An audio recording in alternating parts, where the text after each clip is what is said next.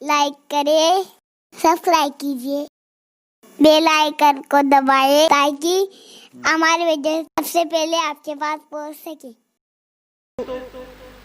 جب سے اللہ تعالیٰ نے حضرت انسان کو پیدا کیا ہے اسی دن سے قربانی کا سلسلہ ہے، اور یہ جو قربانی ہے گویا کہ یہ بندوں کا امتحان ہے، اللہ کی طرف سے بندوں کا امتحان ہے کہ بندہ جان، مال اور اولاد میں ان سے زیادہ پیار کرتا ہے یا مجھ سے زیادہ پیار کرتا ہے۔ یہ امتحان ہے اللہ کی طرف سے، آزمائش ہے۔ قربانی کے متعلق سوال ہوا جب اللہ کے رسول صلی اللہ علیہ وآلہ وسلم سے کہ یا رسول اللہ صلی اللہ علیہ وآلہ وسلم یہ قربانی کیا ہے؟ تو آقا کریم رؤوف الرحیم صلی اللہ علیہ وآلہ وسلم نے ارشاد فرمایا کہ یہ تمہارے باپ ابراہیم علیہ السلام کی سنت ہے، اور اس میں ہر بال کے بدلے میں اللہ تبارک و تعالیٰ تمہیں نیکی عطا فرماتا ہے، اور جب پہلا قطرہ خون کا زمین پہ گرتا ہے تو اللہ قربانی کرنے والے کے گناہوں کو معاف فرما دیتا ہے۔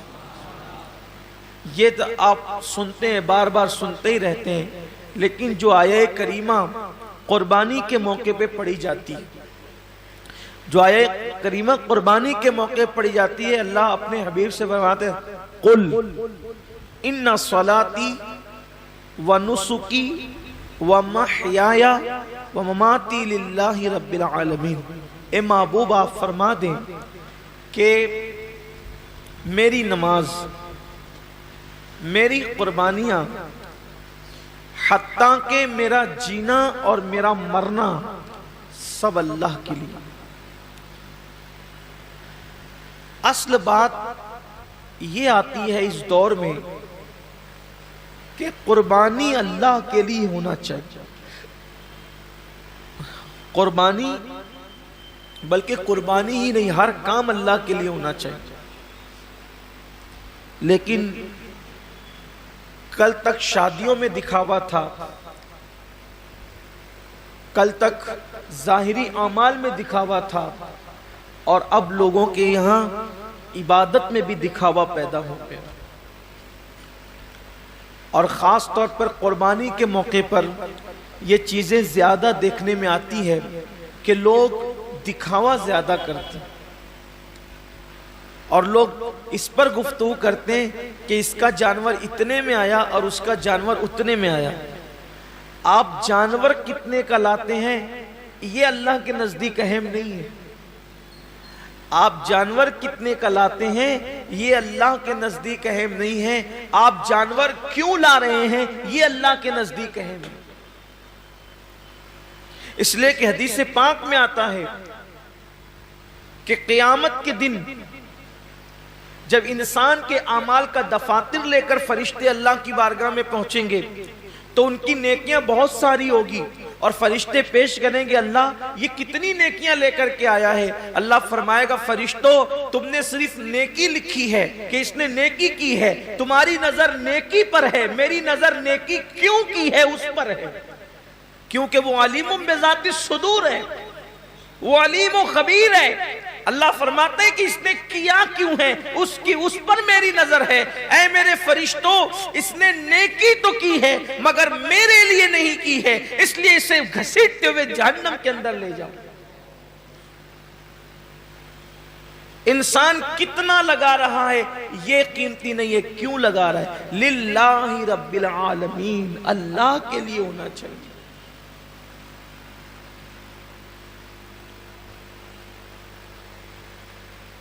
ایک مقام پر قرآن کہتا ہے کہ اللہ کے بارگاہ میں تمہارا خون اور گوشت نہیں پہنچتا قربانی کا۔ سورہ حج میں اللہ کا ارشاد ہے کہ تمہارا گوشت اور خون اللہ تک نہیں پہنچتا، اللہ تک تو تمہاری دلوں کی نیتیں پہنچتی ہیں، تمہارے دلوں کا تقوی پہنچتا ہے۔ میرے پیارے آقا صلی اللہ علیہ وسلم کے پیارے دیوانوں، آج کل قربانی اللہ ماشاءاللہ اس لیے بھی لوگ کرتے ہیں کہ گوشت کھانے ملے گا۔ گوشت تو ملنا ہی ملنا ہے، گوشت نے جانا کہاں ہے؟ گوشت جائے گا کہاں؟ گوشت تو کھانے، لیکن نیت تو اچھی کرو۔ ہمارے بزرگوں نے فرمایا کہ اعمال سیکھنے سے پہلے اعمال کی نیت سیکھا کرو،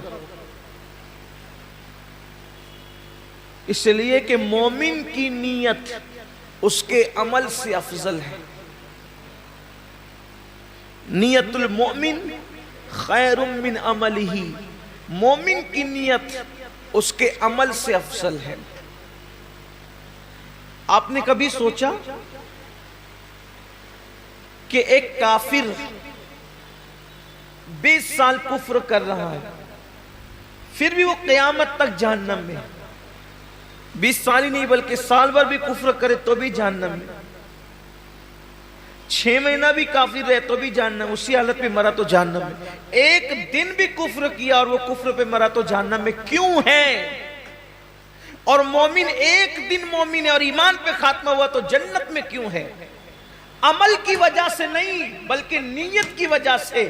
کافر کفر پر اس لیے مرا کہ جب تک زندہ رہتا کفر پر رہتا، اس لیے ہمیشہ جہنم میں نیت کی وجہ سے، اور مومن جنت میں اس لیے ہے کہ جب تک دنیا میں رہتا ایمان پر رہتا، ایمان پر رہنے کی نیت اس کو ہمیشہ جنت میں رکھ رہی ہے۔ یہ انسان کی نیت کی اہمیت ہے، یہ انسان کی نیت کی اہمیت ہے کہ رہا تو ایک دن ایمان پر مگر نیت بھی ہمیشہ ایمان پر رہے گا، اس لیے ہمیشہ کی ایمان پر رہنے کی نیت اس کو ہمیشہ جنت میں رکھے گی، اور اس کو ہمیشہ کفر پر رہنے کی نیت اس کو ہمیشہ جہنم کے اندر رکھے گی۔ پتہ چلا کہ نیتوں پر اجر ملتا ہے۔ تو آج مومنوں کو، مسلمانوں کو نیت درست کرنے کی، جانور خریدو تو کتنا گوشت نکلے گا یہ دیکھ کر مت خریدو، بلکہ یہ اللہ کے نزدیک قبول ہوگا یا نہیں قبول ہوگا یہ دیکھ کر کے خریدو۔ آج گوشت ہی سب کچھ ہو گیا، اس لیے قربانی کی جو برکتیں ملنی چاہیے وہ برکتیں نصیب نہیں ہو رہی ہیں۔ آج میں تھوڑا سا اس پر گفتگو کرنا چاہتا ہوں، نیت پر۔ نیت کا بڑا عمل دخل ہے۔ جیسی نیت ہوگی، آپ نے سنا ہوگا، جیسی نیت ہوگی ویسی برکت ہو۔ اور صرف قربانی ہی نہیں بلکہ سیکھ لیجئے کہ جو بھی عمل کرو اس میں نیت اچھی رکھو، اللہ کے لیے کرو، اللہ کو راضی کرنے کے لیے، کوئی اور نیت نہ ہو، خدا کی رضا ہو، رضا الہی کے لیے۔ حدیث پاک میں آتا ہے کہ بنی اسرائیل میں ایک شخص تھا، وہ راستے سے جا رہا تھا، اس نے راستے سے جاتے ہوئے ایک ٹیلا دیکھا، تو لوگ شاید محتاج تھے اس دور کے یا اس علاقے کے، اس نے سوچا کہ کاش اگر میرے پاس ٹیلے جتنا سونا ہوتا تو میں محتاجوں میں تقسیم کر دیتا۔ یعنی اس نے دل میں نیت کی، بس اللہ نے اس دور کے نبی پہ وحی فرمائی، اس سے کہہ دو کہ یہ ٹیلا سونا خیرات کرنے کا ثواب پا چکا، یہ ٹیلا سونا خیرات کرنے کا ثواب پا چکا۔ کیوں؟ اس نے نیت کی ہے۔ اور اگر بندہ سوچے کہ اگر میرے جیب میں پیسے ہوتے تو میں شراب پیتا، اور واقعی اگر ہوتے تو وہ پی لیتا، نیت کی اس نے، تو شراب پیے بغیر اب اس کو شراب پینے کا گناہ لکھ دیا جائے، اس لیے کہ وہ تو ہے ہی اس عمل کے کرنے کا مکمل طور پر اس نے عازم ہے، وہ اس نے عزم کیا ہے، لیکن چونکہ اس کی مجبوری ہے کہ اس کے پاس پیسے نہیں ہیں، اس کے پاس اسباب نہیں ہیں، یعنی کسی عورت کو دیکھے اور چند لوگ وہاں پر موجود اور انسان دل میں سوچے کہ اگر یہ مجمع نہ ہوتا، یہ بھیڑ نہیں ہوتی، یہ رکاوٹ نہیں ہوتی تو میں اس کے ساتھ بدکاری کرتا، فرمایا گیا اس کا شمار زانیوں میں ہوگا، اس لیے کہ اس نے مکمل عزم کیا ہے، اگر وہ رکاوٹ نہ ہو تو وہ کر گزرتا۔ تو وہاں نیت پر نیکی بھی مل رہی ہے اور نیت پر گناہ بھی مل رہا ہے، یعنی نیت سے مراد عزم گناہ پر گناہ بھی مل رہا ہے، میرے آقا صلی اللہ علیہ وسلم کے دیوانوں تو اللہ کے لیے بہت ساری عبادتیں انسان اللہ کے لیے نہیں کرتا، دکھاوے کے لیے کرتا ہے یا کسی اور نیت سے کرتا ہے، تو نیکی کر کے بھی وہ نیک نہیں ہوتا، بلکہ وہ اپنے ذوق میں اپنی فکر میں نیکی کر رہا ہوتا ہے، لیکن اس کا شمار گناہ کرنے والوں میں ہوتا ہے۔ جیسا کہ ایک حدیث پاک ہے، اس کے راوی حضرت سیدنا ابو ہریرہ رضی اللہ تعالیٰ عنہ ہے۔ جب حضرت ابو ہریرہ رضی اللہ تعالیٰ عنہ تشریف لے گئے ملک شام، تو ملک شام پہنچنے پر لوگوں نے آپ سے عرض کی کہ اے صحابی رسول، اے اللہ کے رسول صلی اللہ علیہ وآلہ وسلم کے صحابی، آپ نے آقا کریم صلی اللہ علیہ وآلہ وسلم کی زیارت کی ہے، آپ ایک کام کریں کہ آپ ہمیں اللہ کے رسول علیہ السلام کی کوئی ایسی حدیث سنائیں جس پر ہم عمل کر کے نجات پائیں۔ اب بہت دھیان سے سننا آپ لوگ بھی، کہ سننے والے بہت طویل بات نہیں سن رہے تھے، بلکہ کوئی مختصر اور بہت جامع انہیں کوئی مضمون چاہیے تھا۔ یوں تو میرے آقا علیہ السلام کی ہر بات ہی جامع ہے، حضور نے جہاں جو بات کہی ہے اس بات کا کوئی جواب ہی نہیں ہے۔ میرے امام فرماتے ہیں فصحا عرب کے بڑے بڑے تیرے آگے یوں ہے دبے لچے، کوئی جانے منہ میں زباں نہیں بلکہ جسم میں جان نہیں۔ حضور نے جب باتیں کہی ہے تو ان کی باتوں کا کیا کہنا۔ آج بھی آقا علیہ السلام کی حدیث پڑھی جاتی ہے تو انسان پر ایک عجیب سا کیف چھا جاتا ہے۔ جب دوسروں کی زبان سے گفتگو مصطفیٰ سنی جاتی ہے تو ایسا کیف آتا ہے، جب وہ اپنی زبان سے خود اپنی بات کرتے ہوں گے تو اس وقت کیف و سرور کا عالم کیا ہوتا ہوگا۔ تو آقا کریم صلی اللہ علیہ وآلہ وسلم کے صحابی حضرت ابو ہریرہ رضی اللہ تعالیٰ عنہ سے اہل شام نے کہا، اے ابو ہریرہ، آپ آقا کریم صلی اللہ علیہ وآلہ وسلم کی کوئی ہمیں ایسی حدیث سنائیں کہ جس پہ عمل کر کے ہم نجات پائیں۔ اب یعنی کہ سنا تو بہت تھا حضرت ابو ہریرہ نے، لیکن اب کوئی ایسی روایت اس میں سے نکالنا ہے جو مختصر بھی ہو اور لوگوں کے لیے راہ نجات بھی ہو۔ اللہ اکبر۔ سیدنا ابو ہریرہ گویا کہ اپنے حافظے پر جو ہے وہ زور دینے لگے کہ میرے پاس جو ذخیرہ حدیث کا میرے حافظے کے اندر ہے ان میں سے کوئی ایک ان کو سنانا ہے۔ لیکن روایتوں میں آتا ہے، راوی بیان کرتے ہیں کہ جیسے ہی حضرت سیدنا ابو ہریرہ رضی اللہ تعالیٰ عنہ کو وہ حدیث یاد آئی، وہ جس کو بیان کرنا چاہتے تھے، حضرت ابو ہریرہ صرف حدیث کا مضمون یاد کر کے بے ہوش ہو کے زمین پہ گر جاتے ہیں۔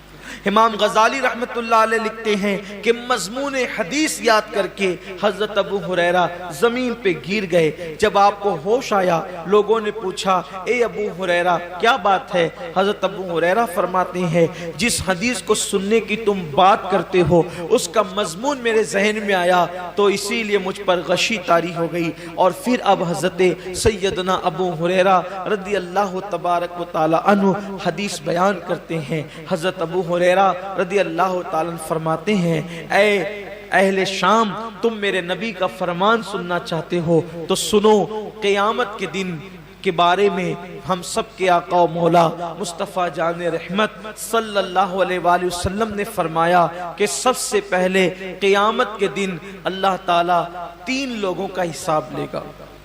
قیامت کے دن سب سے پہلے کتنوں کا حساب ہوگا؟ 3 لوگوں کا۔ اور اللہ کے رسول علیہ السلام نے فرمایا کہ شہید، جو شہید ہوا تھا، یعنی جس نے جام شہادت نوش کیا تھا، شہادت سے بڑھ کر کوئی عمل ہو سکتا ہے؟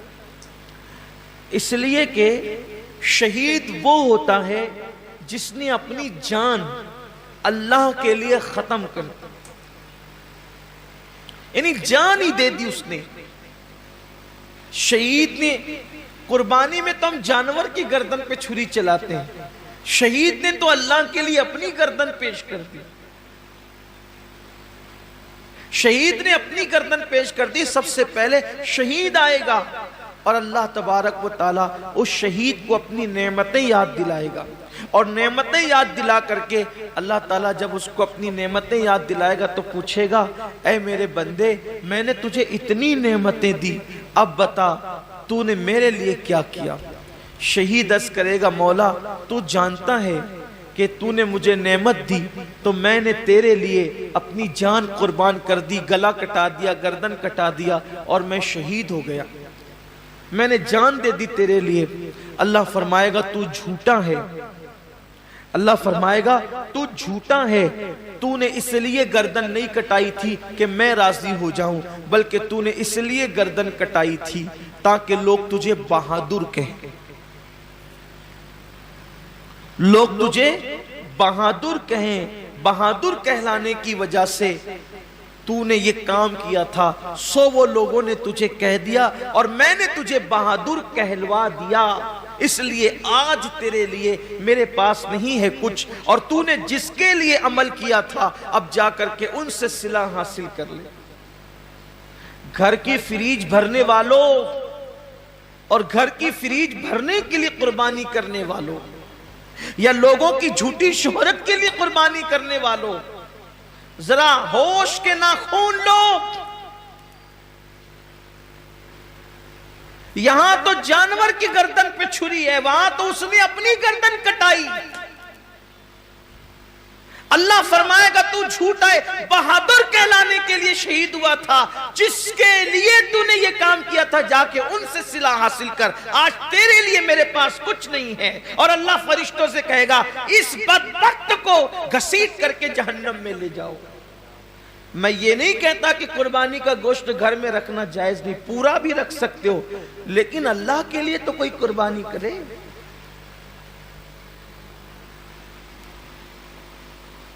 قربانی کا جانور آنے کے بعد خود ہی سے بتاتے پھرتے ہو کہ اتنے کا لائے اور اتنے کا لائے، پوچھا کس نے تھا اتنے کا لائے ہو؟